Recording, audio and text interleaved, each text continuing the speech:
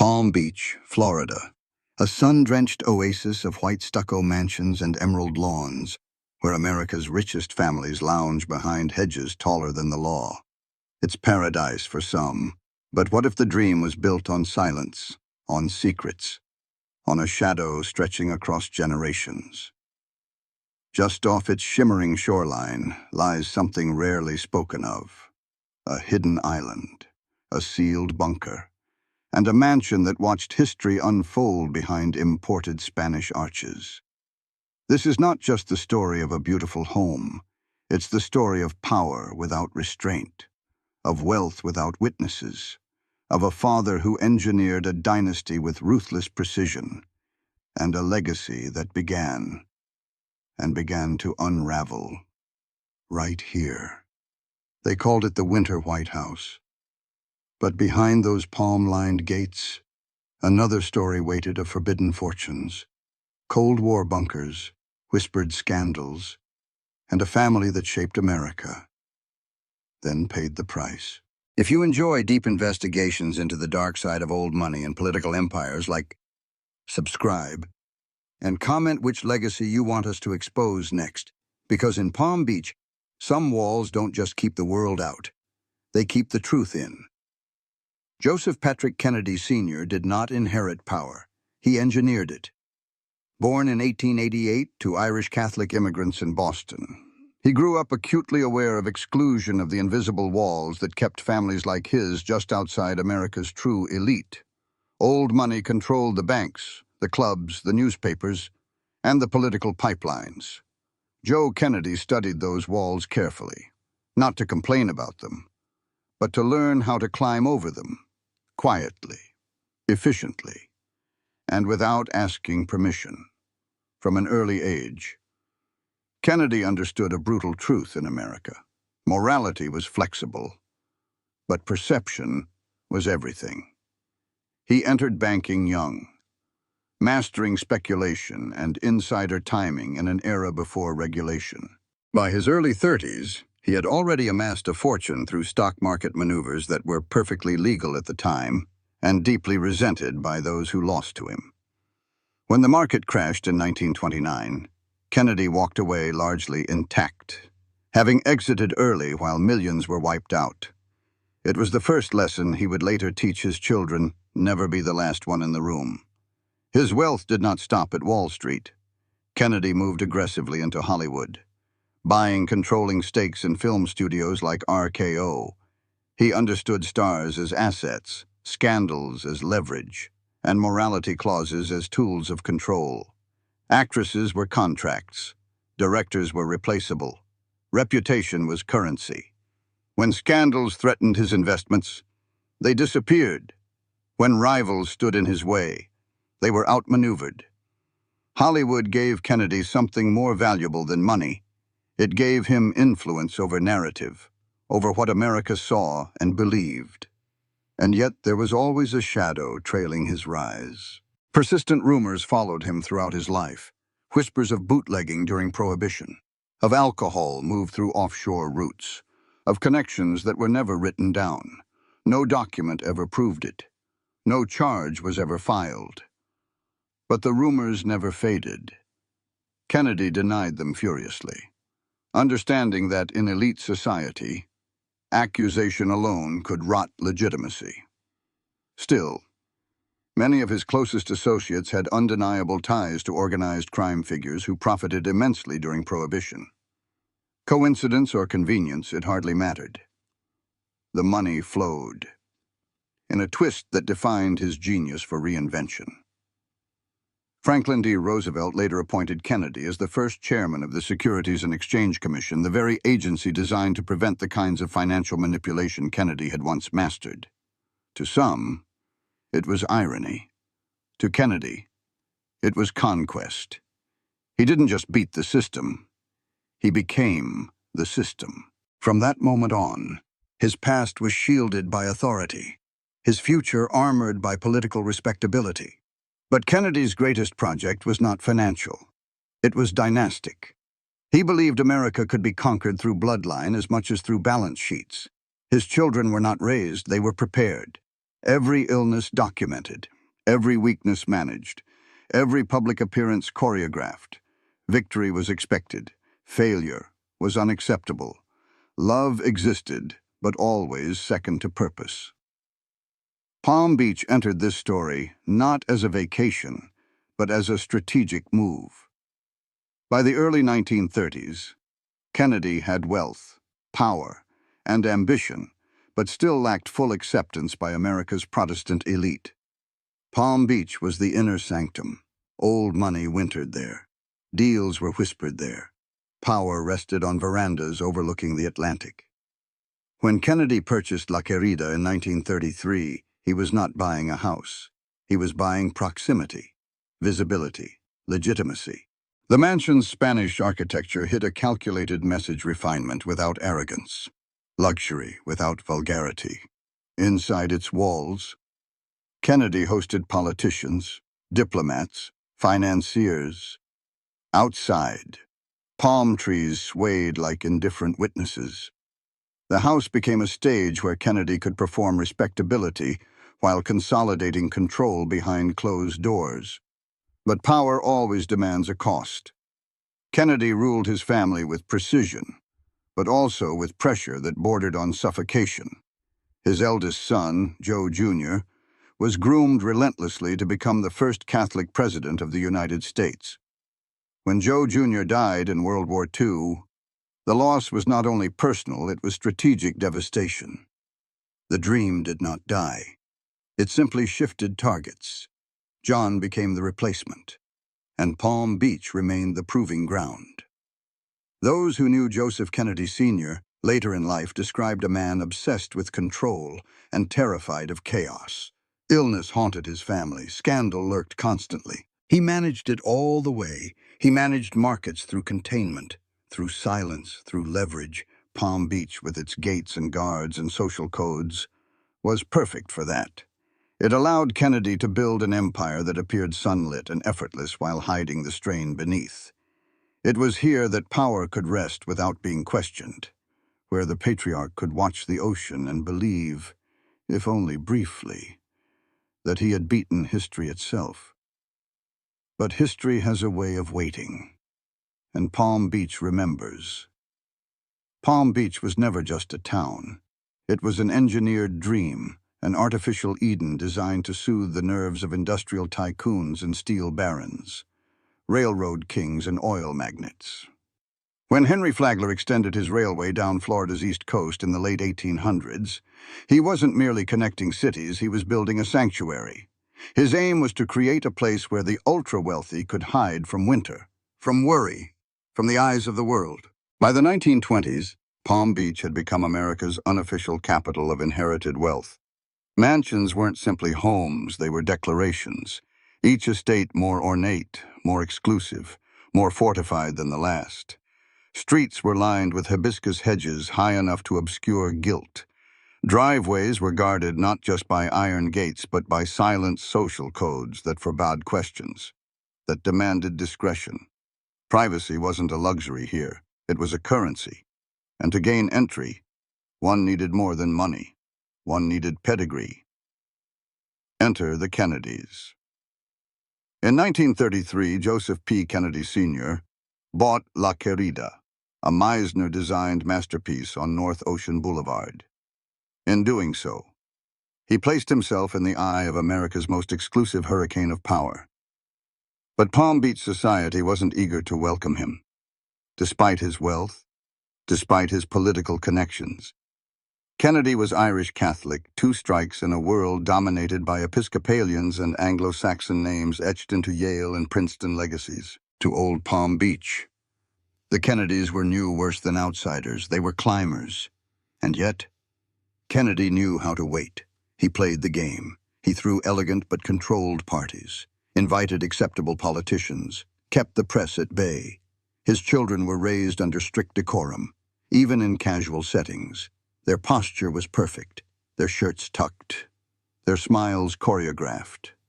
To the neighbors, the Kennedy family began to seem, if not old money, then at least money that behaved old enough. But there were cracks in the illusion. Palm Beach in the 1930s was deeply segregated. Black laborers lived on the west side, shuttled over each morning to rake sand. Trim hedges, polish floors. Jewish families were barred from clubs. Service entrances were the only portals for the invisible workforce that made the paradise function. While the Kennedys may have challenged some norms by sheer ambition, if not ideology, they also benefited from a system built to exclude. Inside La Querida, the family orchestrated their rise. John, Robert, and Ted spent winters soaking in the rituals of elite leisure tennis matches, sailing regattas, social galas, but also absorbing the invisible language of American power.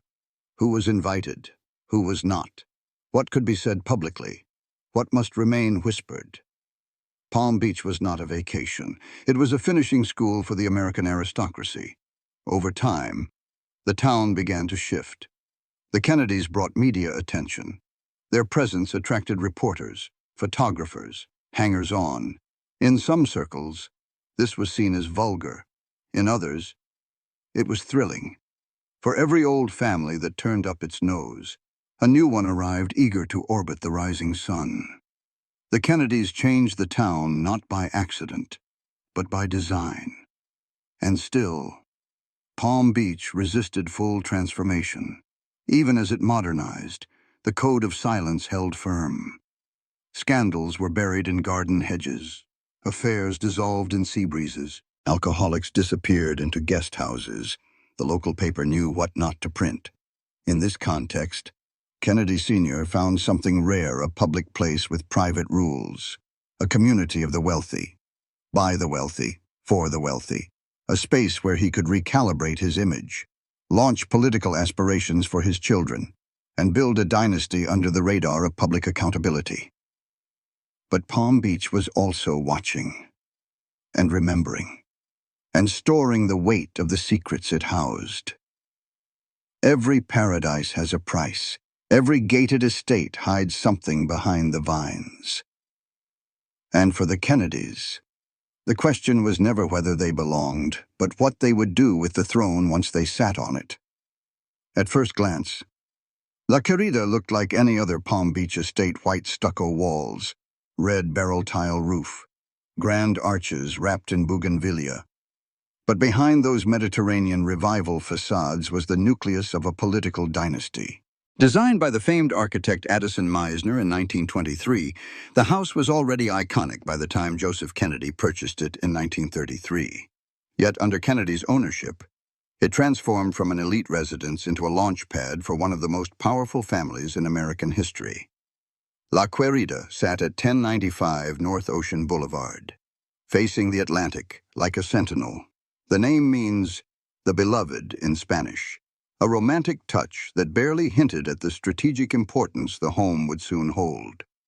The property spanned over 15,000 square feet, featuring 11 bedrooms, 12 bathrooms, and numerous sitting rooms, all trimmed with imported tiles, European chandeliers, and custom woodwork.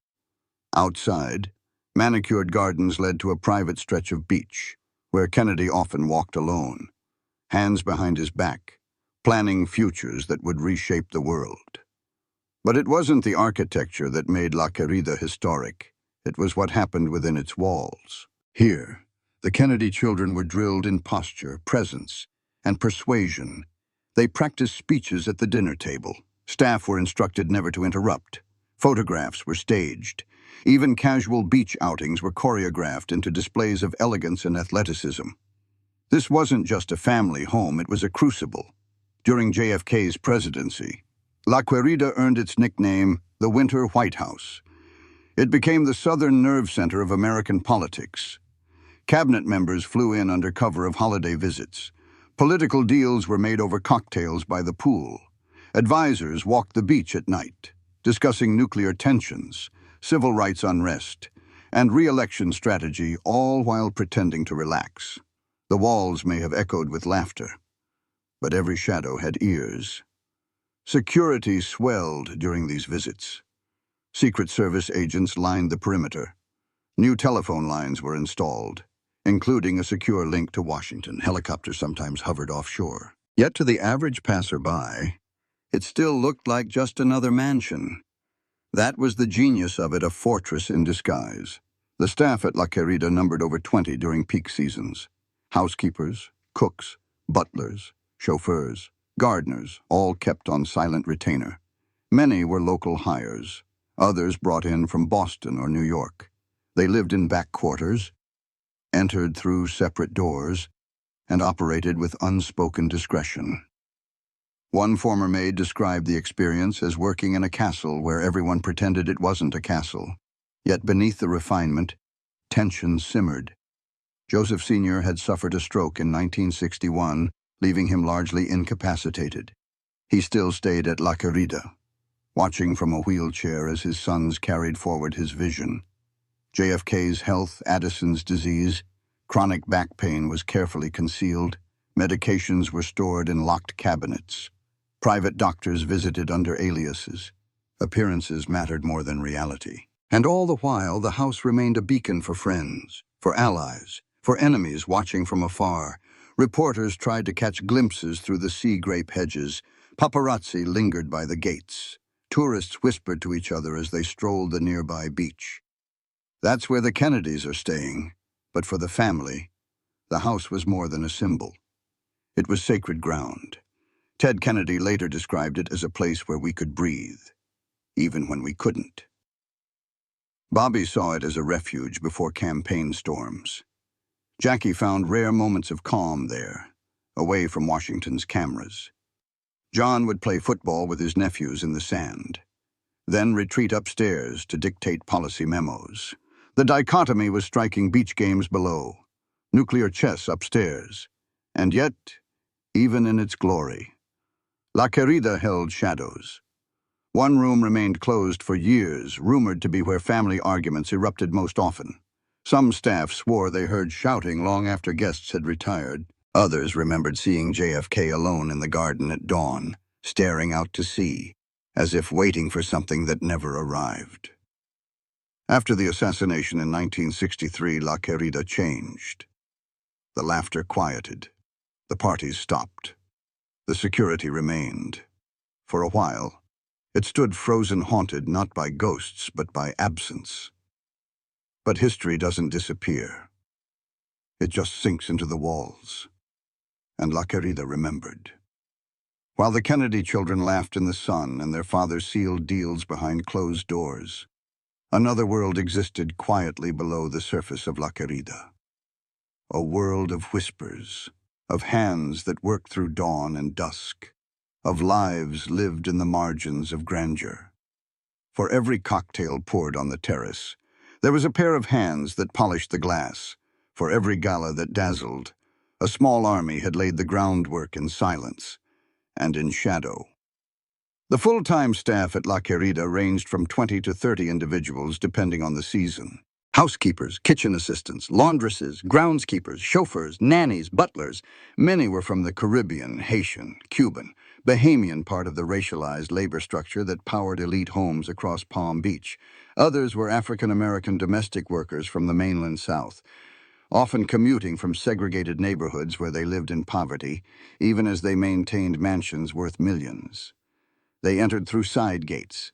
They were rarely acknowledged in family photos. Few, if any, were named in diaries or articles. But they kept the empire running. One former butler remembered working 16-hour shifts during the holidays, sleeping on a cot in the basement because transportation was too unreliable. They were polite, he said, but we were furniture. Pay ledgers from the 1940s, recently unearthed by a Florida historical archive, revealed stark wage discrepancies. White staffers, even in junior roles, made significantly more than black workers with decades of experience.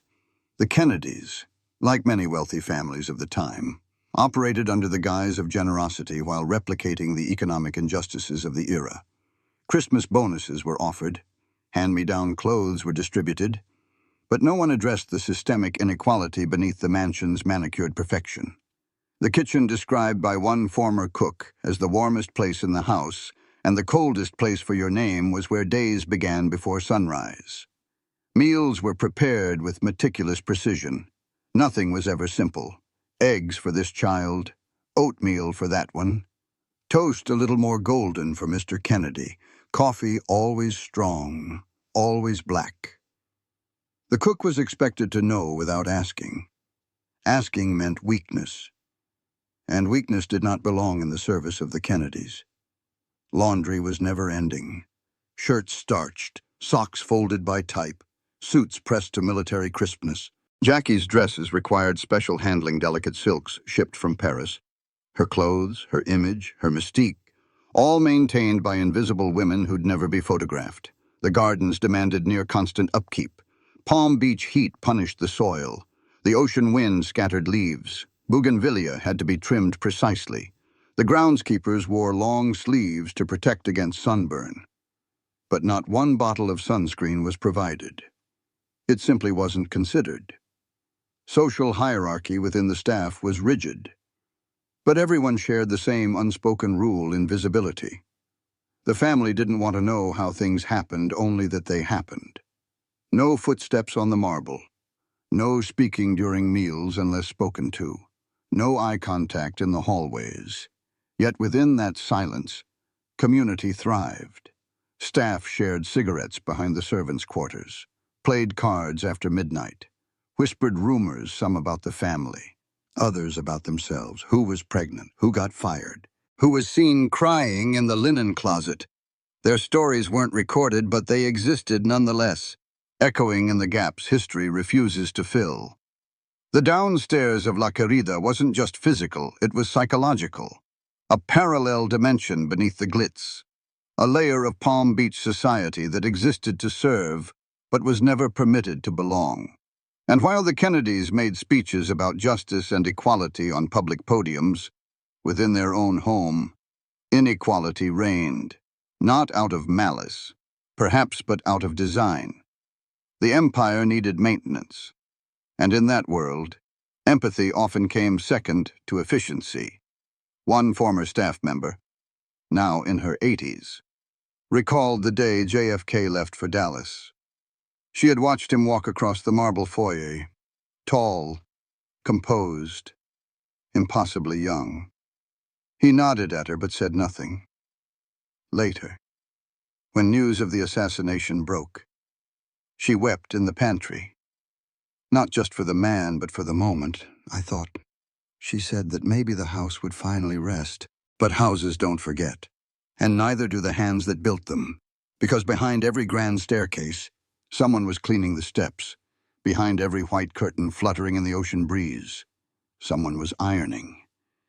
And while guests danced upstairs, someone downstairs was paying the real price.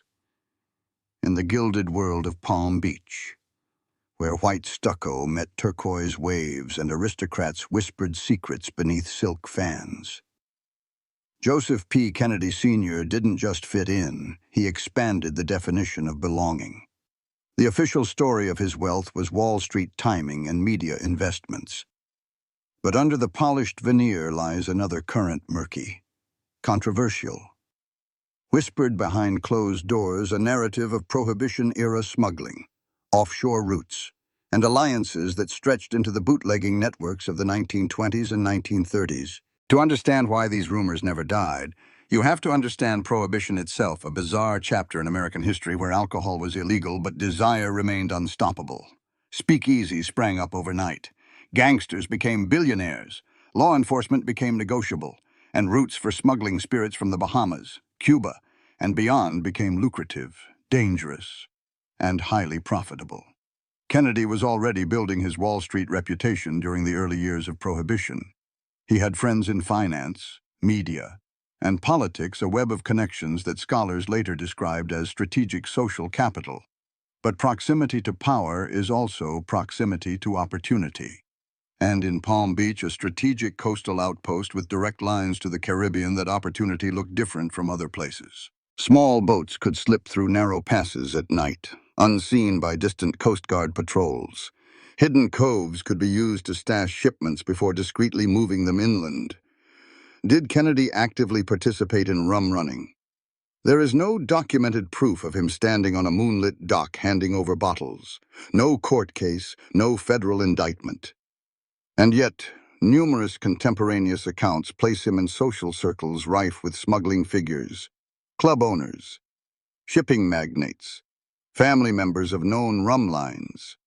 Rumors circulated through dinner parties and yacht clubs, men in white jackets talking of wind conditions, turns at sea. And timing runs in language that sounded benign to the uninitiated but was unmistakable to those in the know. One private memo, later released in the 1980s, was written by a federal agent stationed in Miami in 1931. In it, he notes without naming names that several prominent businessmen with interests in Florida commodities show patterns of unexplained surges in bank credits during known smuggling windows. The initials JPK appear at the bottom of a separate marginal note erased, but still discernible upon forensic review. Was this, Kennedy historians disagree, but the timing, the location, and the pattern have made this brief document a prime footnote in the mythology surrounding Kennedy's rise. Kennedy himself never admitted to anything beyond legitimate investments. When asked in a 1933 interview about his wealth, he smiled thinly and redirected the question toward economic recovery and job creation. As chairman of the Securities and Exchange Commission, the very agency designed to prevent financial malfeasance, he upheld laws he was rumored to have skirted earlier in his career. Critics called it hypocrisy. Supporters called it mastery of the game. In either case, Kennedy never lost his official positions. And the rumors remained just rumors, tantalizing, unproven, and persistent. Many historians emphasize that Kennedy was too savvy to be caught. He built layers of legitimacy, media holdings, political appointments, philanthropic gestures that insulated him from scrutiny. When a scandal threatened, he had the connections and the capital to contain it. A quiet donation here, a friendly editorial piece there, a photography embargo for a willing reporter. The machinery of power, after all, works best with silence as fuel. But for those whispers to die, there needed to be no smoke at all. In Palm Beach, that was unlikely. The coastlines were too close to the Caribbean, the social circles too tightly intertwined with shipping and leisure, the parties too lavish, and the screens of wealth too easy to pierce. And when Kennedy bought La Querida, he brought with him a reputation that many found admirable and others found unsettling. Rumors of bootlegging in Palm Beach don't just link to Kennedy's name.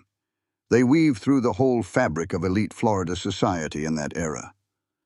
Journal entries from socialites reference unexpected goods arriving from Nassau, coded in language that would later be deciphered by cultural historians. Yacht logs from the period show runs between Coconut Grove and Bimini during the interdiction years.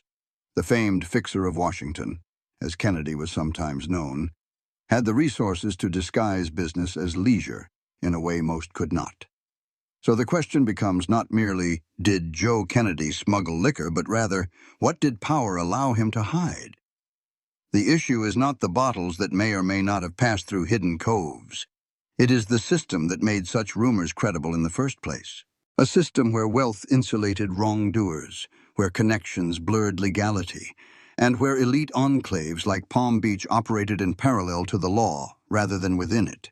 Palm Beach's juxtaposition of paradise and prohibition of sunlit beaches and shadowed docks became the perfect stage for Kennedy's mythos. And though no courtroom ever heard these allegations, the whispers themselves became part of the tapestry that shaped public perception of the man who would father a president. This is the crux of Palm Beach's dark allure, a place of beauty and bliss and beneath the surface. Currents of ambiguity, of power unaccounted for, of shadows that never quite disappear. Because in the end, legacy is not determined by what is proven in court, but by what the world chooses to remember. To understand John Fitzgerald Kennedy, the youngest elected president in U.S. history, you must first see the stage on which he grew up. Wealth was never accidental in the Kennedy household. It was a strategic asset as carefully cultivated as a diplomat's handshake or a financier's ledger. Some children learn lessons from fairy tales. JFK learned them from deals struck in Palm Beach parlors, whispered at cocktail hour behind velvet curtains. and embedded in the silence that hung between perfectly starched sheets in La Querida. From the moment he could walk, little Jack named for his godfather. The mayor of Boston was embedded in an adult world that measured success not in toys or candy, but in words like prestige, influence, and legacy. Palm Beach became one of the classrooms where these lessons were taught, oceanside corridors, where name tags meant everything, and where the absence of a smile could close a door forever. JFK's winters at La Querida were not vacations. They were rehearsals. He wasn't allowed to play freely until the adults were satisfied he had behaved in a way that could later be explained in society pages, in polite company, in the future historical record. A beach game wasn't just a game. It was a demonstration of poise under pressure. A sail on the Atlantic wasn't simply sport. It was proof of bravery. Even laughter, one former staff member recalled, was to be measured, as though the family feared unrestrained joy might betray something unacceptable. And because the Kennedys so carefully created their public image, what happened within the walls of La Querida often went unrecorded in newspapers, social logs, even diaries. There are almost no surviving first-hand accounts of Jack as a performer of mischief. Instead, there are stories, faint, second-hand, filtered through staff memories of a boy who learned early to be watched. His father always seemed nearby. Even in silence, Kennedy Sr. rarely spoke of affection, but he spoke constantly of performance. "Look engaged," he would say. "Stay present. Even joy can look like weakness if you carry it poorly." By the time he was 10, John Kennedy had already endured hardships most adults would find exhausting. In Puerto Rico, he contracted a life-altering illness, Addison's disease, a condition he never publicly acknowledged during his lifetime, but which demanded daily medical management. Doctors visited La Querida under false names. Medications were stored in locked cabinets. The world never knew how close he came to succumbing because his father ensured it would remain a private difficulty, not a public liability. The younger Kennedys were also shaped by stories of their deceased elder brother Joe Jr., who had been groomed for greatness only to die in World War II when his bomber exploded over Europe. Jack was 17 at the time, old enough to understand loss, young enough to inherit expectation. The shift in responsibility was not gentle. Where Joe Jr. had been cast as the future, Jack suddenly became the future not chosen, but required. In Palm Beach, politics blended seamlessly with play. Cabinet members mingled with locals on the golf course. Advisors whispered corrections over dinner service. And JFK listened. He learned the cadence of polished rhetoric before he mastered cursive. He learned that smiles and waves could be as powerful as laws and speeches. And perhaps most importantly, he learned that image was inseparable from influence. Palm Beach was a laboratory of perception. There, power did not announce itself with banners or declarations. It demonstrated itself through quiet presence. A hand on a shoulder, a reserved table at the breakers, invitations accepted and refused, seats at the front of church pews on Sunday mornings, the way people spoke to the Kennedys, and how they didn't speak when others arrived. All of this was the slow molding of a child into a public man. And yet, amid all that preparation, there were fractures.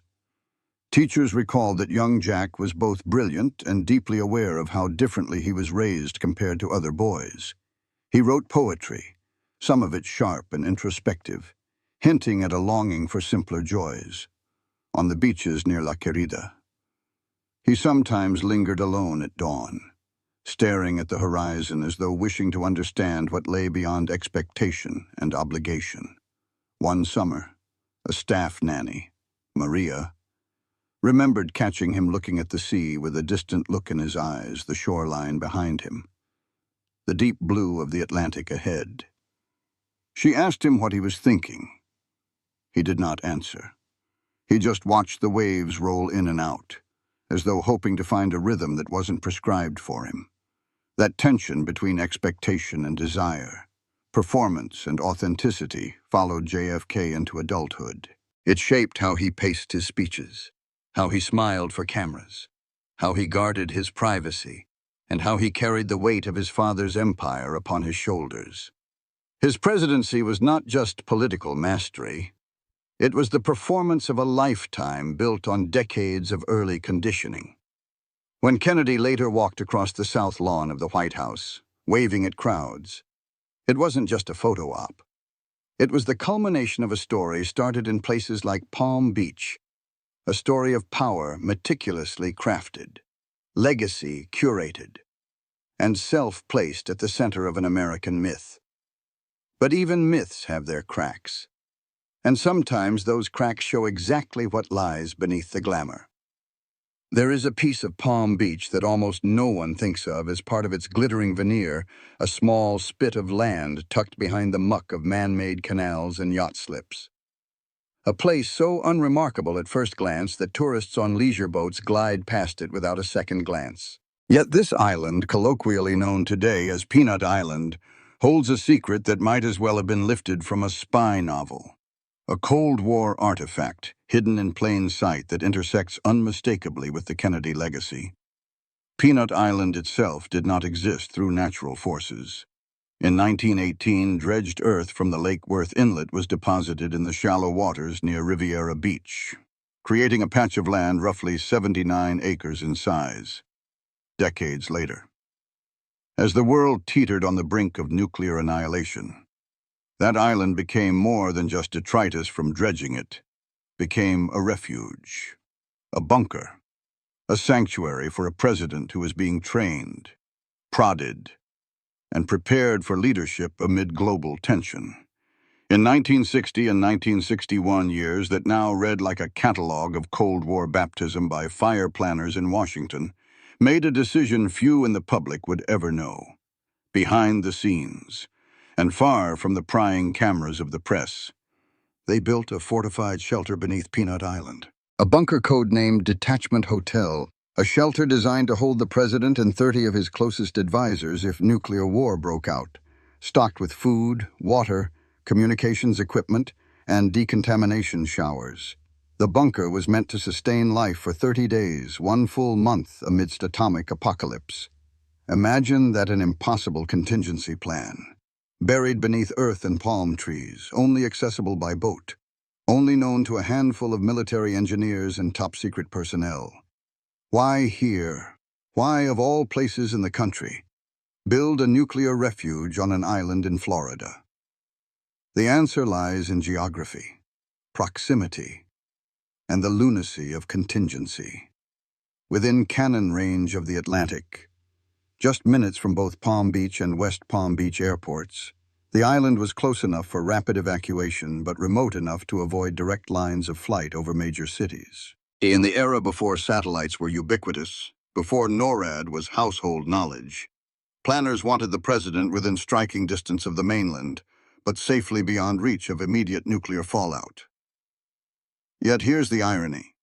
The very island that could have saved a president's life was almost never discussed in public until decades later, and only after secrecy eroded into nostalgia. For the longest time, the bunker was unknown to historians, hidden from journalists, and largely undocumented in official archives. It was as though the knowledge of this secret had been buried with the Cold War itself until curious minds, peeling back decades of classified secrecy, rediscovered it. And when they did, the stories about Peanut Island shifted from myth to historical fact. In the 1990s, after years of neglect, the bunker was opened to the public as part of a historical site tour. Visitors wandered narrow concrete hallways, touched the dials of ancient communications equipment, peered into decontamination chambers where gas masks once lay in lockers. It was eerie, a time capsule of dread and preparation. It reminded people that the world at that time did not inhale deeply but held its breath.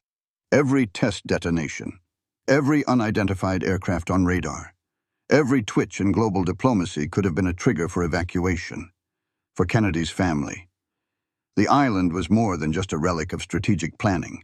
It was a reflection of the era in which they lived, a testament to the kind of fear and expectation that defined JFK's presidency, the Cuban Missile Crisis, the Berlin standoff, the pervasive dread of nuclear winter. And yet, even as a historical site, the bunker was never quite comfortable for public affection. Most of the visitors who ventured down into its concrete corridors spoke of a strange sensation, not of ghosts, perhaps, but of waiting. Of a vacuum where hope and dread had once coexisted unnervingly. Of footsteps seeming to echo when no one was near. Of the silence itself feeling radioactive, as though hope was trapped in that space. In 2017, the bunker was closed again to the public, ostensibly for safety reasons. But locals whisper about another reason certain documents relating to the site were removed from view. Certain entrances were sealed off with thicker steel than before.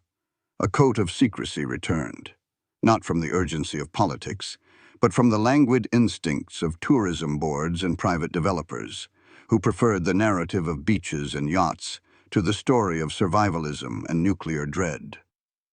Peanut Island sits there still a quiet dot on the map, buoyed by cruise tours and fishing charters, sometimes dotted with picnickers and sunbathers. But beneath its scenic lawn and shaded palms is concrete that once could have sheltered a presidency during the end of the world. And that's the thing about Palm Beach. It doesn't just keep its riches close, it hides its fears closer still. On one shore sunlit, carefree, buffets and beach chairs for the wealthy. On the other, bunkers carved in lightless halls built to withstand fire. And the people's knowledge of one depends entirely on what they choose to look at.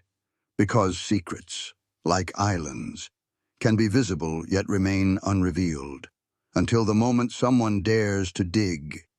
Even the greatest empires carry within them the seeds of their own unraveling. For the Kennedys, this truth did not reveal itself in a single catastrophic blow, but in a series of tragedies so sharp and so personal that they reshaped not only the family's legacy, but the way the world would come to see it. By the time the 1960s arrived, the decade that would define modern America, the Kennedys had become a symbol of hope, glamour, and political grace. Yet beneath that sunlit exterior lay a track record of heartbreak that even La Querida's high ceilings could not contain. The first blow was already delivered long before La Querida became the Winter White House. Joseph P. Kennedy Sr.'s eldest son and original heir, Joseph Patrick Kennedy Jr., was groomed for greatness from his earliest days. Brilliant, charismatic, and seemingly destined for political prominence. He was the brother the family pinned its greatest aspirations on. But in August of 1944, while serving in World War II, Joe Jr. died in a bombing mission over Europe. The plane he was piloting detonated prematurely, an explosion so brutal, it left only fragments of memory behind. Officially, it was a wartime accident. Unofficially, those within the Kennedy inner circle murmured that the family had never fully recovered from the loss. They had bet everything on Joe Jr., and then had everything taken in a single instant. That loss reshaped the trajectory of the Kennedy clan. The mantle of greatness fell unexpectedly to John Fitzgerald Kennedy, then a young naval veteran and congressman. The baton was passed not because John was ready, but because fate had deemed him next. Yet even as John ascended, another tragedy was already taking shape in silence. Rosemary Kennedy, the eldest daughter, struggled with cognitive challenges throughout her youth.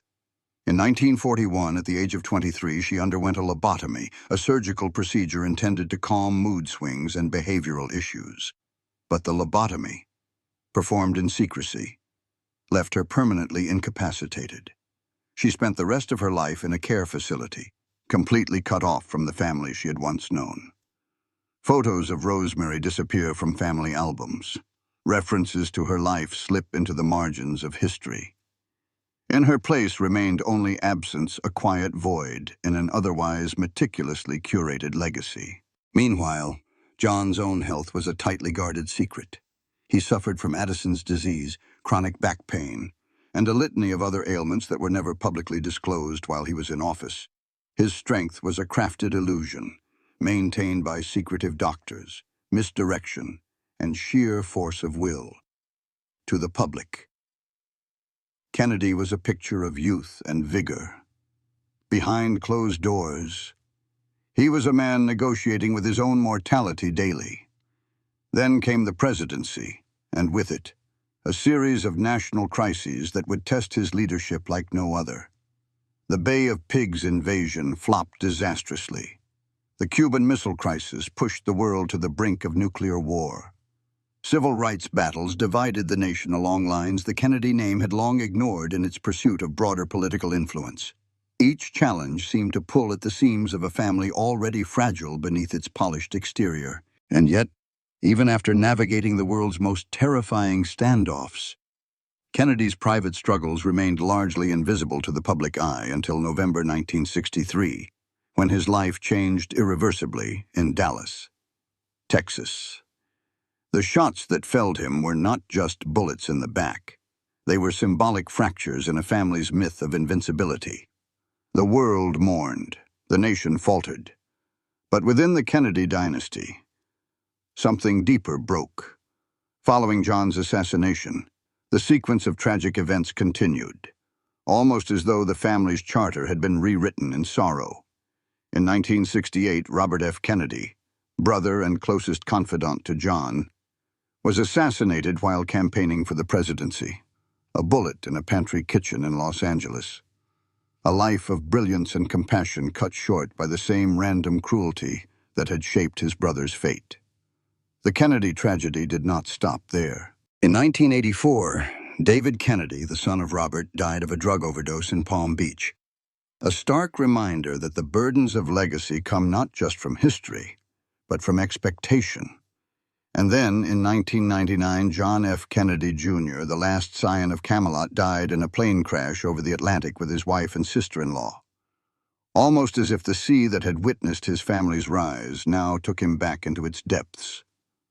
Palm Beach, which had once symbolized promise and privilege, became the backdrop to multiple departures, physical and symbolic, from the family's narrative of invulnerability. What remained, bizarrely, were the properties, the mansion, the yachts, the gated estates that stood like empty crowns on a hill. They endured as material monuments to ambitions that were often too grand for the fragile bodies that carried them. And yet, what is truly striking about these tragedies is not just how many there were, but how consistent they were in threading pain through the fabric of power.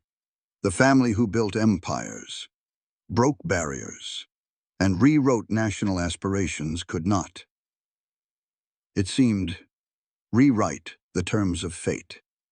Historians have struggled with this pattern, oscillating between interpretations.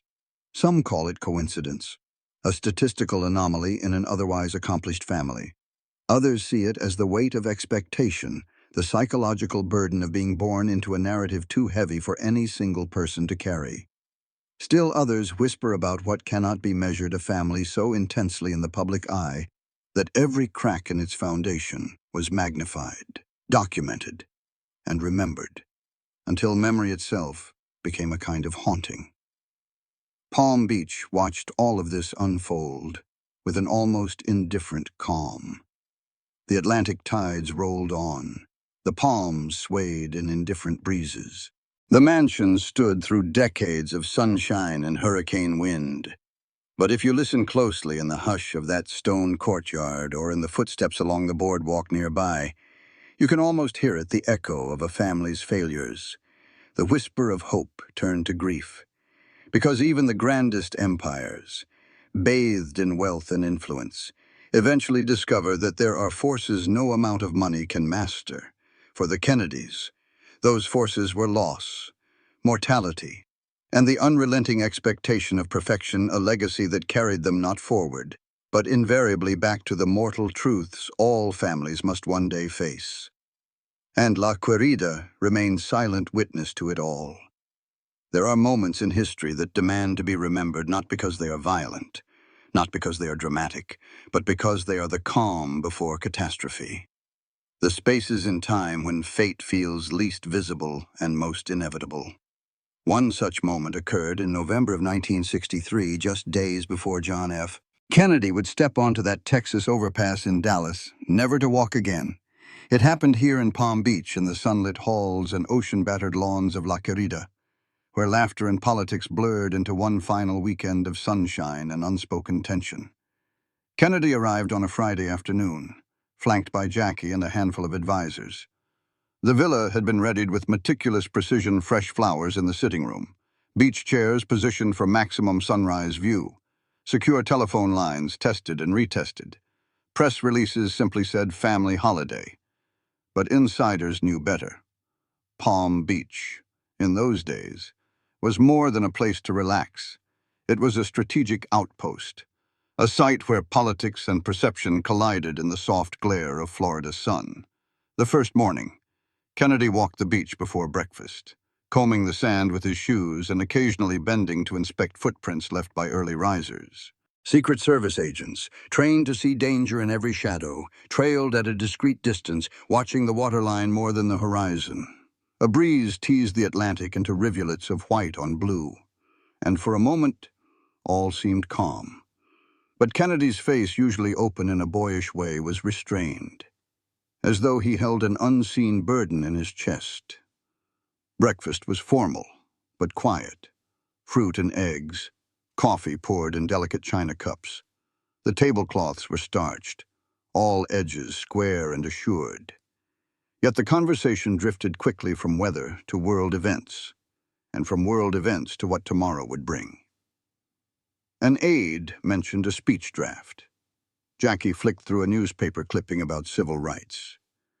Kennedy listened, nodding, his fingers brushing the rims of his cup in silent rhythm. Later that afternoon, in a rare moment away from advisors, Jackie and John walked hand in hand through the gardens of the estate. Reporters later described their smiles easy, relaxed, almost ordinary. But those who studied the photographs noticed something else, a slight tension in Kennedy's shoulders, a fleeting uncertainty in his gaze before it returned to softness. Some said it was just the weight of the world on a man's back. Others wondered if he sensed something deeper, something his public could never know. That evening, a small dinner was held on the terrace. Lanterns were lit. Cicadas chirped in the palms beyond the garden hedge. Friends and aides laughed, spoke of trivialities, yachts, upcoming yacht races, chores at home, anything to conceal the elephant in the room named Dallas. But beneath every toast, every raised glass, was a sense of suspended reality, as though everyone in attendance felt pulled taut between celebration and foreboding. In later years, one reporter who was there described the scene as unusually silent for a Kennedy affair. There was laughter, he wrote, but even the laughter felt rehearsed, as though someone had whispered, "Be cheerful," just before the cameras arrived. The next morning, the last morning Kennedy would ever know, he chose to walk alone before dawn. A rare decision, usually. He was accompanied by Secret Service, aides, or Jackie. But this time he strolled the beach. Footsteps soft in the wet sand, the horizon awash of pink and muted gold. There were no cameras, no onlookers, just the sea, the air, and a man suspended between his past and an unknowable future. An assistant found him an hour later, staring out at the water as if expecting it to speak. Kennedy did not turn when approached. His expression was unreadable. After a moment, he simply nodded to indicate he was ready to return. There was no exchange of words. None were needed. The farewell breakfast was brief. Coffee, toast, silence. Then the motorcade approached. The Secret Service checked compartments, surveyed rooftops, flicked their gaze from here to there, as though modeling a world of threats no one else could see. The plane lifted off from Palm Beach International Airport, moments later the winter sun warming the earth. Gulls soaring in lazy arcs overhead. No one could have known that this departure would be the last time Kennedy's footsteps echoed through those halls. The last time his laughter would sketch an imprint on that mansion's wood floors. the last time his presence would warm those rooms. Yet as Air Force One climbed into the blue, La Querida stood below, an elegant white silhouette against palm trees and ocean, unaware that its most famous guest would never return. Days later, when news broke in Dallas, the estate was engulfed in a different kind of silence. Not the silence of tranquility, but the heavy, hollow silence that follows shock. Journalists descended. Cameras clicked. Public mourned. And the mansion, like a witness frozen in its own architecture, watched as the world pivoted around a legacy that had seemed so dazzling only moments before. Palm Beach, for a fleeting lifetime, had been the site of promise kept, and unknowingly, of promise shattered. If history could be measured in footsteps on sand, then that final walk, solitary, thoughtful, unscripted, became a moment of gravity, invisible to the crowd, yet forever etched in the layered memory of place. Not just a goodbye to a vacation, nor a farewell to family, but a quiet, unguarded step toward destiny. And La Querida, whose walls had absorbed sunlight and celebration, also absorbed something heavier that day, a final impression of a man on the brink of forever. The end of Camelot was not a single event. It was a series of fractures that widened over decades until the structure could no longer contain the weight of its own legend. From Palm Beach to Washington, the Kennedy name once stood for promise, ambition, and extraordinary possibility. But by the late 20th century, whispers of inevitability had become a kind of tragic rhythm, a cadence that repeated loss, heartbreak, and unfulfilled expectation like a song stuck in the mind. The first great blow, as we've explored, was the death of Joseph P. Kennedy Jr. in World War II, an event that reshaped the trajectory of the entire family. A dynasty reconfigured in the blink of an explosion. But that was only the beginning. After John F. Kennedy's assassination on that fateful day in Dallas in November 1963, a date seared into the American consciousness.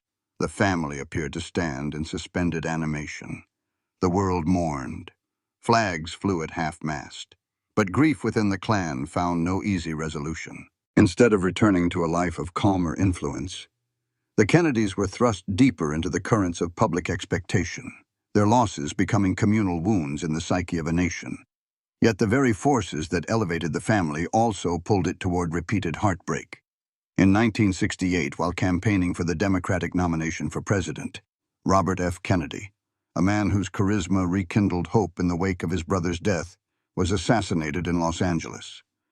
He was shot in the pantry of the Ambassador Hotel just moments after his victory speech in the California primary. The bullet that took him was not just an act of violence. It was a symbolic rupture, a stunning reminder that even those who carried the greatest hopes could be extinguished in places where optimism once thrived. This pattern of tragedy did not stop with the older generation. The story of David Kennedy, Bobby's son, is a haunting echo of the pressures the next generation faced. In 1984, David died of a drug overdose at his Palm Beach home, a stark contrast to the images of youthful vigor once projected on magazine covers. His death was not sudden bullets or instant calamity, but a slow, quiet surrender to something darker beneath the lure of privilege and expectation. It was a loss born not of politics or history, but of personal struggle, one that spoke to a different kind of pain, less visible but no less profound. And then, in 1999, the tragedy struck again in a way that seemed to defy belief. John F. Kennedy Jr., the last direct scion of Camelot, took off from Essex County Airport on a private flight bound for Martha's Vineyard, where he planned to attend a family wedding. He was 38 years old, a successful magazine publisher, married to Carolyn Bessette Kennedy. On board were his wife and sister-in-law. The plane never arrived. Search teams later found the wreckage on the ocean floor near Martha's Vineyard, a solemn, silent grave for 3 young lives that once seemed, to many, to represent the enduring promise of the Kennedy legacy. Palm Beach was one of the last places JFK Jr. had stayed, a reminder that the family's roots remained deeply embedded in that community. Even as history moved forward and old houses passed into new hands, the news of the crash hit Palm Beach harder than most places outside of Washington or Boston. Because here, the Kennedys were not just icons, they were neighbors. Familiar figures against a backdrop of storm-washed sand and manicured palms. These deaths, Joe Jr., JFK, RFK, David, and John Jr., do not form a neat narrative. They refuse simple analysis. They do not fit the tidy arc of myth or the orderly sequence of cautionary tale. They cluster instead like random stars on a chart, each shining brightly, each extinguished too soon, each leaving behind an echo that refracts uniquely through history. Some have called it the Kennedy curse, a phrase that, despite its melodrama, captures more than just coincidence. It gestures at something that feels elemental, the collision between immense expectation and human fragility. A family that achieved heights of power no one thought possible, only to discover that the costs were more than anyone could predict or prepare for. It's worth reflecting on what loss means in this context. For many families, loss is private, a quiet remembrance, a buried photograph, a faded memory. For the Kennedys, loss became public property. Grief was charted by newspapers, replayed on television, and dissected by commentators. The private wound became a public narrative, a sustained narrative that turned personal pain into national mythology. In Palm Beach, La Querida watched these losses unfold like a silent confidant. Its walls felt the absence of laughter once shared at dinner. The patio witnessed chairs that were never again occupied. Gardens bloomed year after year, as though unaware that the people who once walked among the flowers were gone.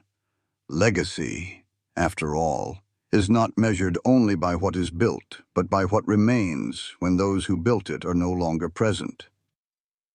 In the years after these tragedies, the Kennedy name continued to carry weight in politics, in media, in public imagination. But what it represented had shifted. No longer was it just a symbol of possibility and glamour.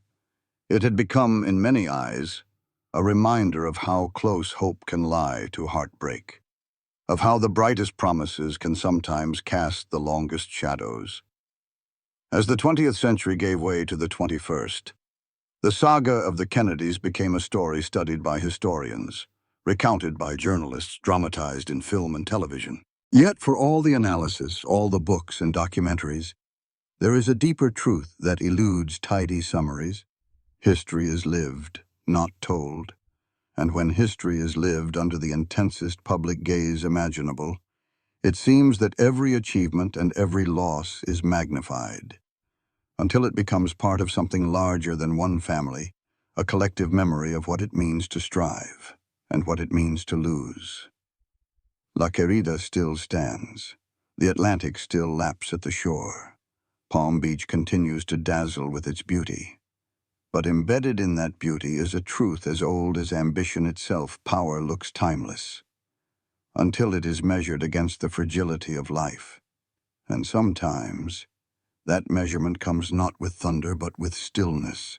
Palm Beach, with its glistening sands and endless sun, has always been synonymous with wealth. But the nature of that wealth has shifted dramatically over the past century, from family legacies like the Kennedys to a new era of private capital, global fortunes, and elite secrecy that eclipses even the grandest social dynasties of the past. In order to understand what the Kennedys gained, what they lost, and what replaced them, we must recognize how Palm Beach itself transformed alongside them, and how power, in the modern age, changed its shape.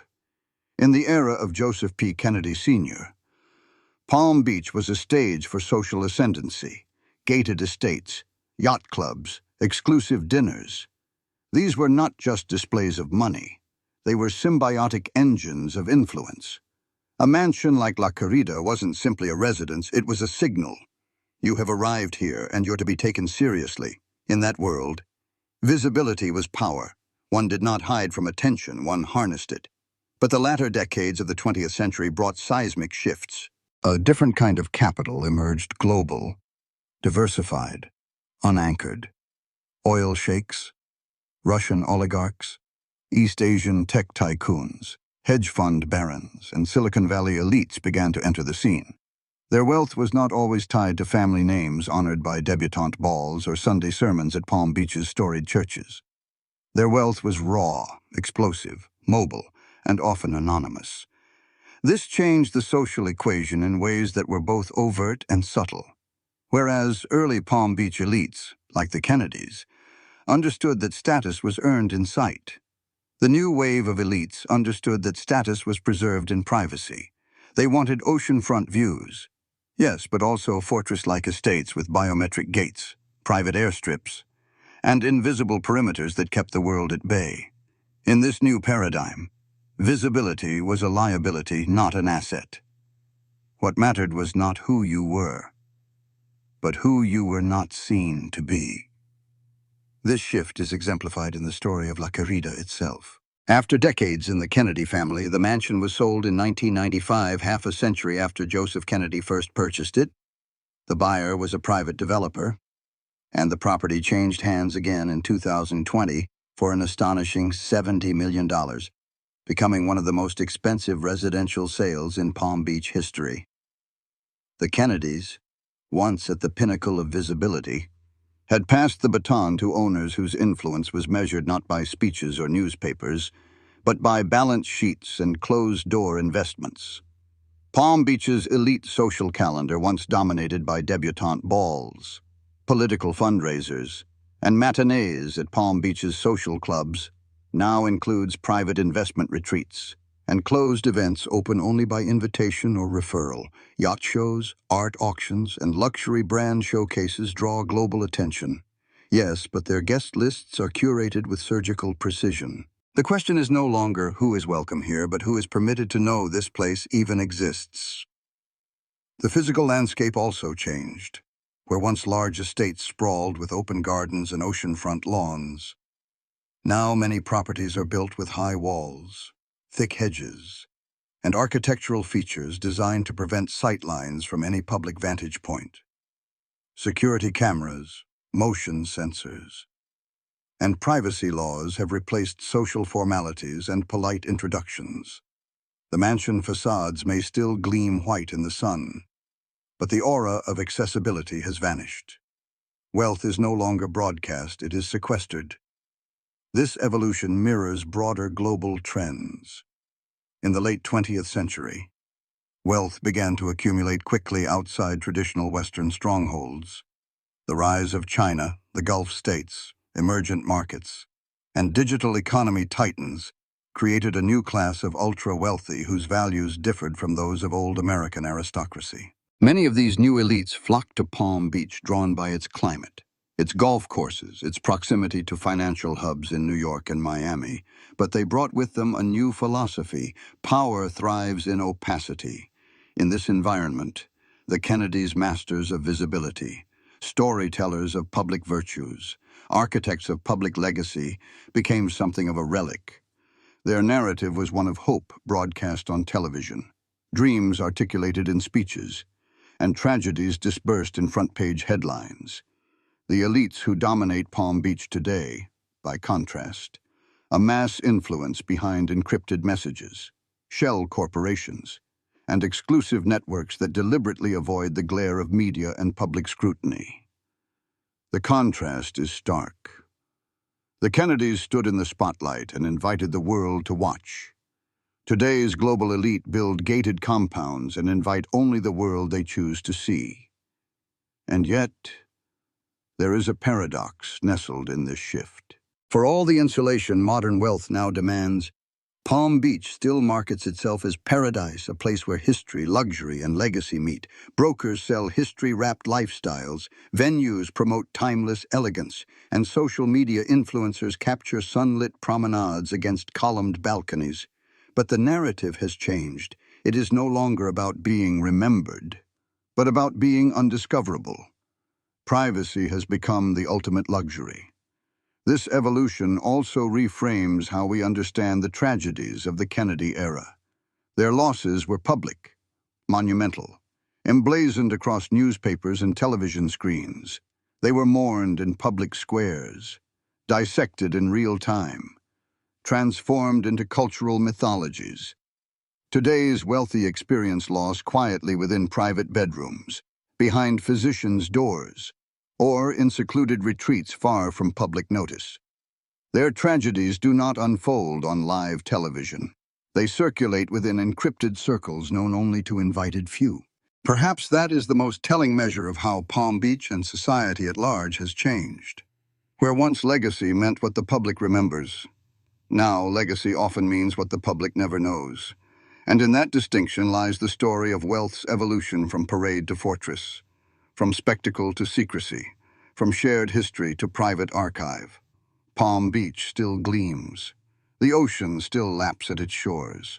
The palms still sway in warm breezes. But the nature of power here, the very way influence is exercised, has shifted beneath the sand like tides over centuries. And for the Kennedys, who once stood at the heart of that world, the shift marked not just a transition of wealth, but the transformation of an era. Once, power beckoned the world to watch. Now it hides from it. Palm Beach glittered in the world's eye, a sunlit refuge of yachts and palm tree shadows.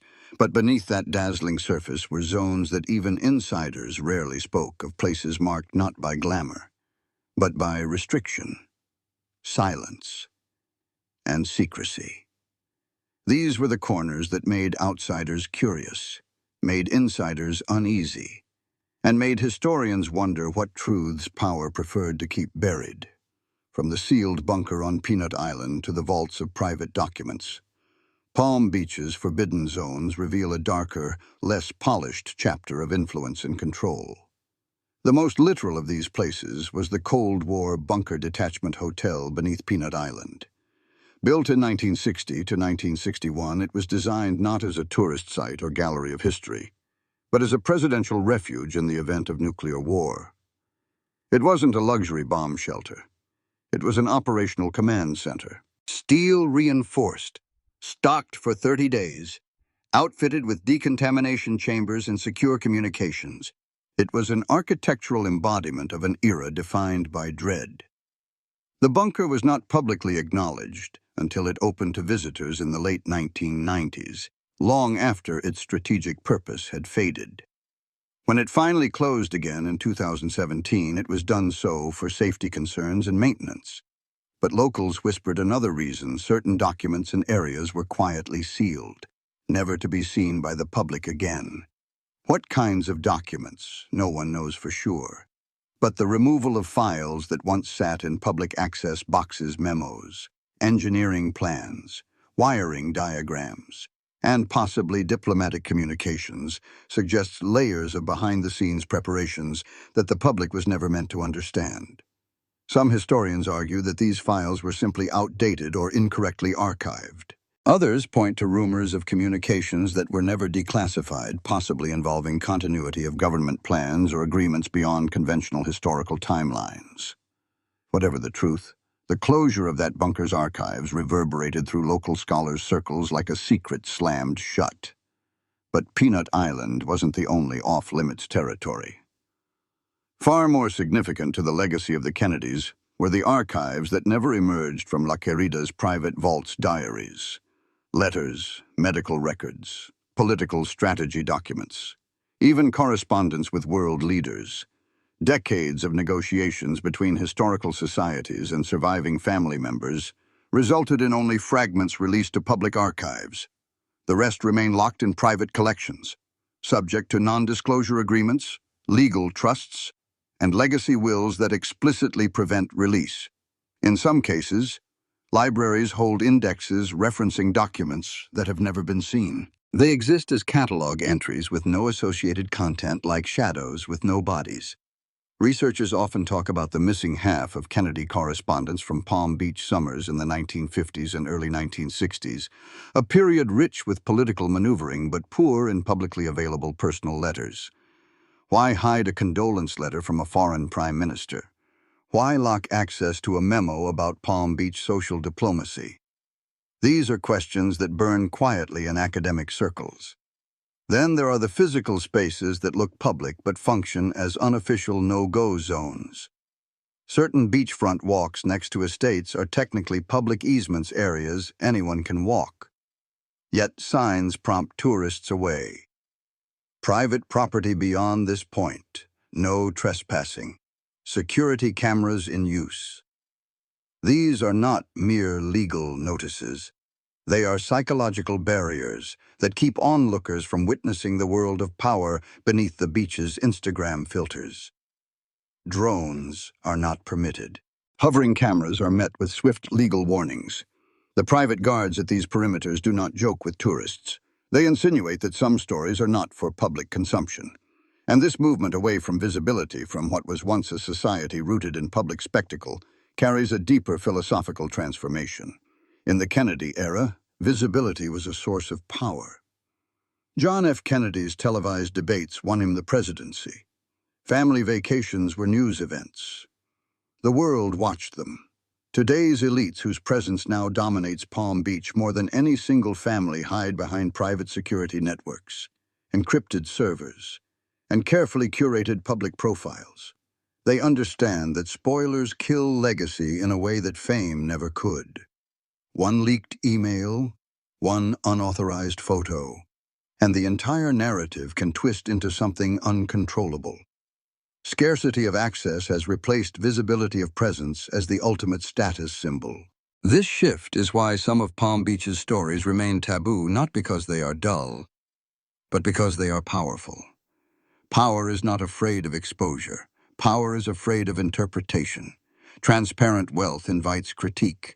Opaque wealth invites imagination, and imagination is harder to manage. When details are absent, people construct their own versions. Speculation replaces fact. Legends are born. That is how Peanut Island's bunker became more than a relic. It became a symbol of what the public doesn't know, and what those in authority prefer to keep that way. It wasn't just a shelter.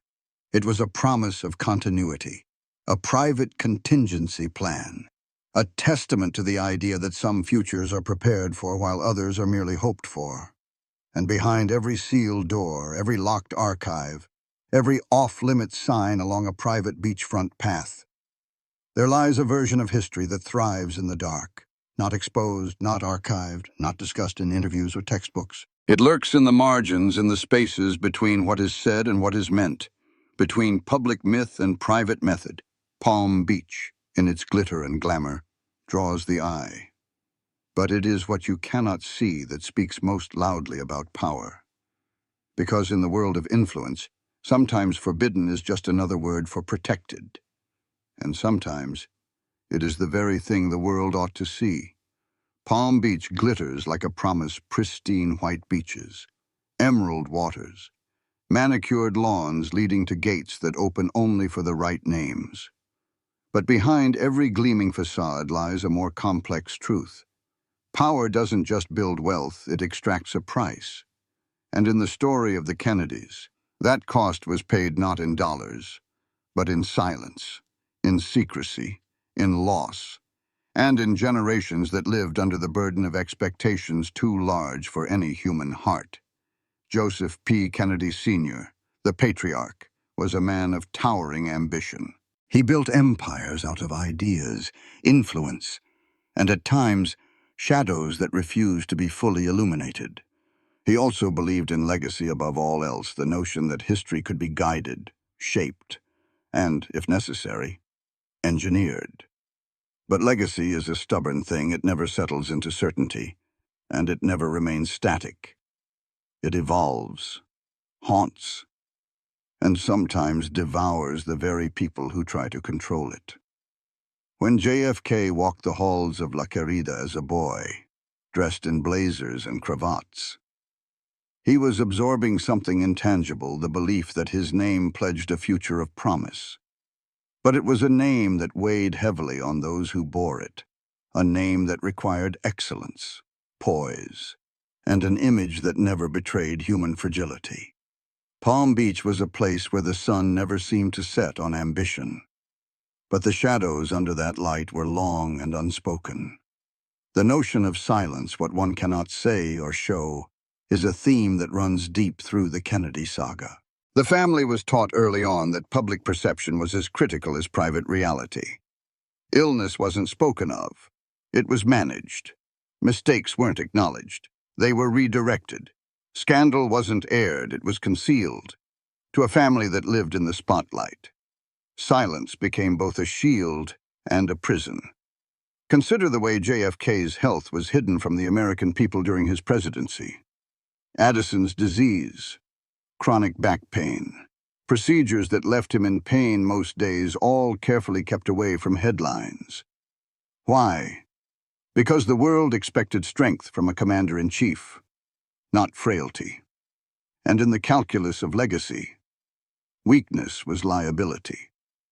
So the pain was tucked away, stitched into the seams of medical confidentiality, and paired with images of confident leadership. This same philosophy of maintaining narrative control followed the family through decades of turmoil. The deaths that shook them were recorded in public history books, but the emotional toll, the private grief, the silent dinners without laughter, these elements were seldom spoken of, even within the family itself. The consequence of such restraint is subtle, but profound emotion unspoken does not disappear. It echoes, and echoes, in families like the Kennedys. Have a long life. David Kennedy's struggles with addiction, for example, were treated in public as personal failure, a private matter, even though they were intimately tied to the pressure of bearing a name that stood for both hope and expectation. And when John F. Kennedy Jr. died in that tragic plane crash in 1999, the world mourned the end of Camelot's last direct branch. But behind the headlines were stories of questions never asked out loud. What happens to a family when its legacy becomes its shackle, when performance supersedes presence? Palm Beach sits at the intersection of those questions. Its white stucco villas and quiet gardens have seen vows exchanged, power brokers convened, and family celebrations that arrived by yacht and helicopter. But they have also seen absence chairs left unused, rooms that remained closed after tragedy, gardens tended without voices to appreciate them. Property titles can be transferred, statues can be erected, but silence cannot be rewritten. For the Kennedys, legacy was a script handed down, something to be performed across generations. But what happens when the world's expectations collide with human frailty, when ambition is no longer enough, when silence must hold the weight of grief, regret, and love that was never fully articulated? These questions do not have neat answers. They have moments frozen in the memory of Palm Beach dinners where conversation dipped into quiet corners, in echoes of laughter that fade too early, in photos where smiles mask the tension beneath. Silence was both a strategy and a burden. It protected the image of perfection, but it also kept emotional truth behind closed doors. Palm Beach today is a monument to wealth and privacy. Its security systems rival small nations. Its laws protect exclusivity. Its beaches are public, but access is highly curated. And its mansions are many, each with its own history, each with rooms that have seen laughter, negotiation, conflict, and solitude. But only a few carry with them the weight of a dynasty living under the glare of history.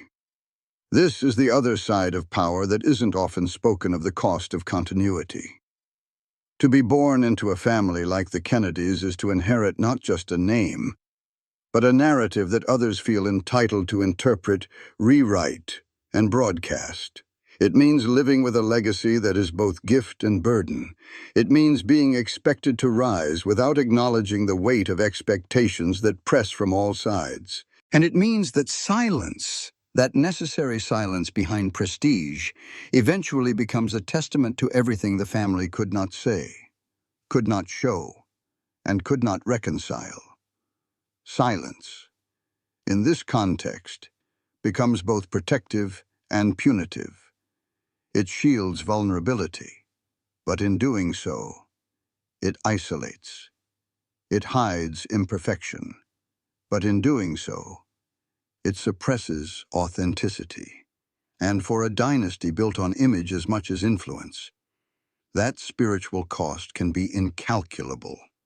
And perhaps that's the true price of legacy in a world where history is written not just by the victorious, but by those who appear ever victorious, even when they are not. Palm Beach gleams in the sun, but its shadows tell a different story, one of quiet grief, unspoken struggles, and the silent cost of power too loudly inherited. There was a time in American history when the ultra-wealthy did not merely acquire houses, they built monuments. Not castles for show, not secret compounds hidden from view, but public signals of permanence, places that declared presence, influence, and ambition in stone and tile. La Querida was one such monument, a sprawling Mediterranean palace perched on the edge of the Atlantic, open to sun and sea, and visible to all who passed by. It was designed to be seen, to be photographed, and to be remembered. But that era has all but vanished. Today's wealth, the kind that races across stock markets, floats in digital currencies, or hides in offshore trusts, avoids visibility with a zeal that would have baffled the tycoons of the early 20th century. Palm Beach, for all its glittering facade, now reflects this paradox, a place that celebrates luxury in public, but conceals power in private. Modern elites no longer build estates to be admired. They build fortresses to be unseen. Take, for example, the difference between a mansion like La Querida and the residences of tech titans or hedge fund billionaires today. La Querida's architecture was meant for sunlight, grandeur, and open gardens where diplomacy mingled with brunch. By contrast, many modern estates are designed with privacy as the core principle, high perimeter walls that block sightlines, homes set far from public roads, security systems that rival military installations, cameras, biometric gates, and restricted airspace around properties replace the social pageantry that once announced wealth. Where once families courted publicity believing that legacy depended on being spoken about, written about, and remembered, today's rich fear exposure as a threat, a leaked email, an unauthorized drone photo, an Instagram story of a private courtyard. These are the anxieties that rule contemporary wealth, not the fear of public obscurity.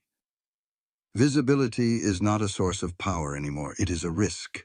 And so the architecture of wealth changed, from monuments to masks, from showpieces to black boxes. This shift did not happen overnight. It was seeded by scandal, accelerated by media saturation, and cemented by the digital age where every notable name becomes a target not just of admiration, but of scrutiny. Where once the Kennedys could manage public perception through orchestrated press releases and carefully curated appearances, today's elites deal with instantaneous, perpetual documentation. In a world where everything can be broadcast, the concept of controlled revelation took on new urgency. In the mid-20th century, families like the Kennedys used visibility to wield influence. They understood that public presence could be transformed into political capital. Speeches were aired on television. Photos appeared in magazines. Legacy was a visible thing. But in the 21st century, power is increasingly wielded out of sight. Boards meet behind closed doors. Deals are signed in virtual rooms. Wealth managers and legal counsels weave structures so opaque that sometimes even the owners can't trace the full scope of their own holdings.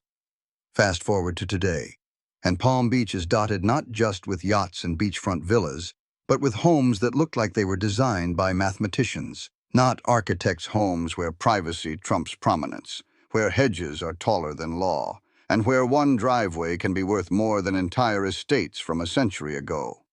In this context, the story of La Querida feels almost antique, a relic from a time when power was announced and legacy was broadcast. Today, power is often whispered through secure messages, and legacy is documented in spreadsheets stored behind corporate firewalls. But more importantly, families today no longer build legacies in single physical places.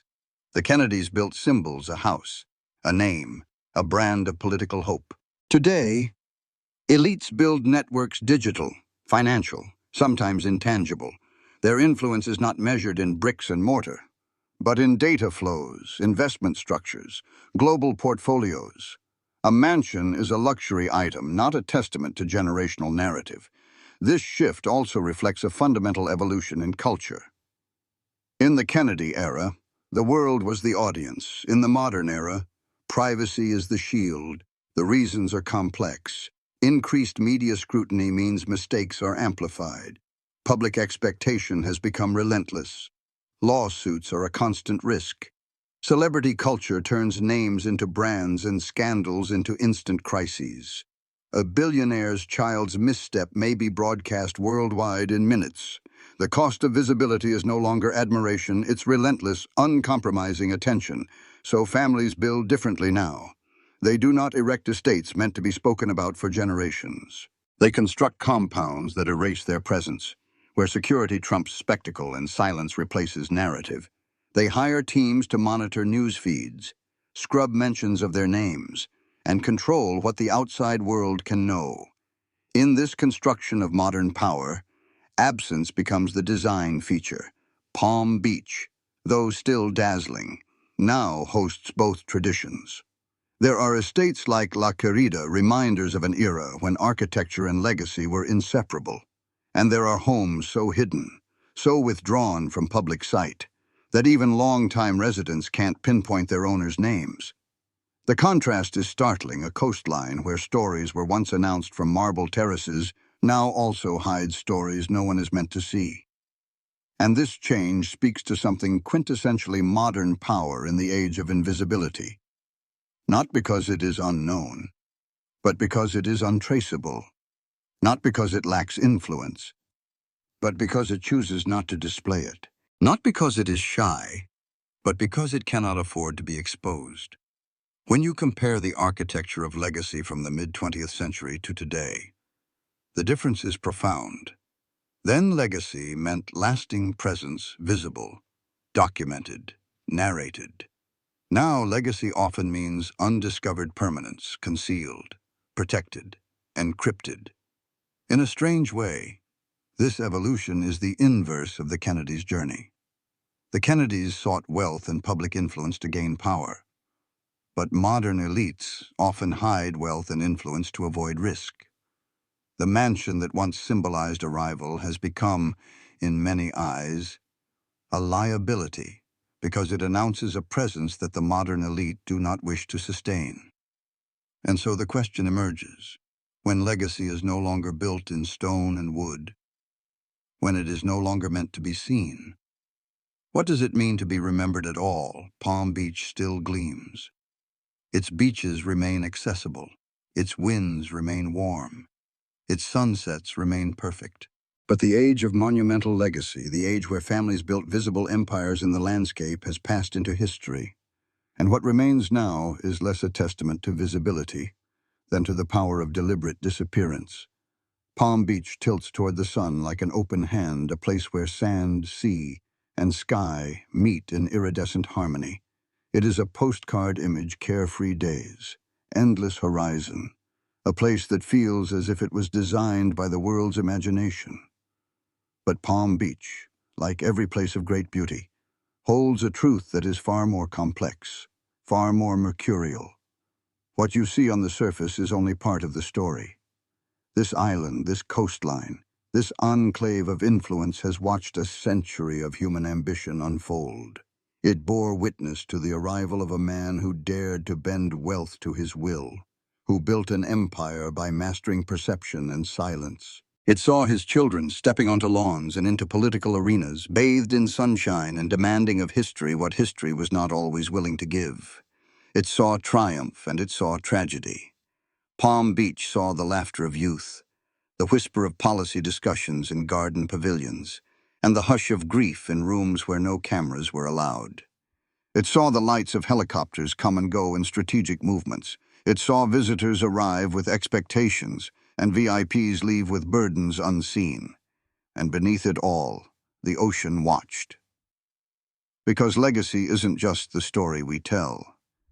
Legacy is the story that outlives what can be spoken. The Kennedys once understood this.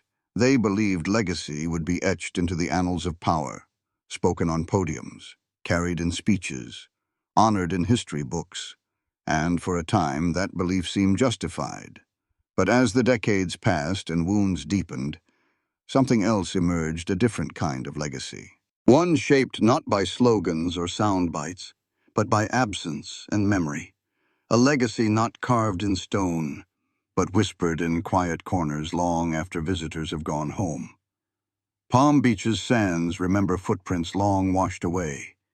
Its winds have heard conversations no historian recorded. Its trees know the faces of those who walked beneath them, both the famous and those who stood in service. Unseen, but essential. Power, it turns out, is not just the ability to command attention. Power is the ability to insist on what remains when no one is watching. The Kennedys learned that lesson the hard way. What remains of their legacy is not just photographs or speeches. It is memory, the kind that resides in places that refuse to be silent. In the architecture of mansions, in the corridors of hidden bunkers, in the names that are never spoken aloud, and the names that never fade. Legacy is a mirror, and every mirror reflects what you choose to face. Palm Beach, for all its sunlit brilliance, is a mirror of America itself. It reflects our aspirations, the belief that wealth can conquer fear, that power can shape destiny, that legacy can be controlled. But it also reflects our limitations, that even the greatest ambitions are subject to mortality, to the unexpected, to forces that cannot be directed by speechwriters or strategists. Perhaps this is the real haunting of places like Palm Beach and of families like the Kennedys. Not the ghosts people imagine in stories, not the rumors whispered about secret bunkers or unspoken documents, but the echoes of expectation left in the wake of human imperfection. Because what remains when a name is repeated in history books, and yet the people who carried it are gone? What remains when the mansion stands empty for years, and the walls bear nothing but memory? What remains when silence speaks louder than applause? Palm Beach has answers subtle, unspoken, persistent. It is a place that rewards presence with beauty, but demands truth in return. It shows us that legacy is not merely what you build, it is what endures beyond public view. Legacy is not only declared, it is inhabited, and in that inhabitation we find the deeper story.